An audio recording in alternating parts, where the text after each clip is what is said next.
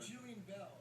She's the blonde hair. She's on Workaholics. Okay, oh so my gosh, this girl is funny. she came in an audition, and we were like, "That's just like an actual superstar." I've never seen it. She just came in and tore me up, made fun of me from beginning to end of her audition, and we gave her the job before she left the room.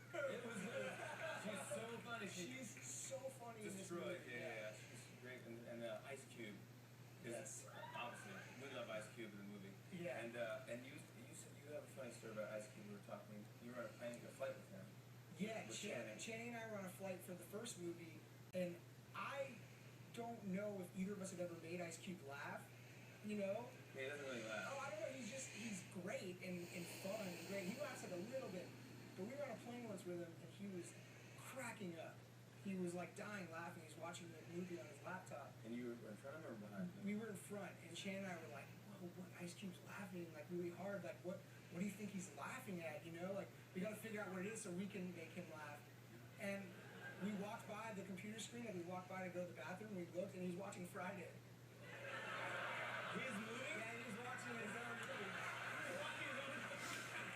He was dying laughing. He couldn't get it out of him, man. You're really recording your stuff right now. So weird. Mike McCall and I were writing the first treatment for the first one.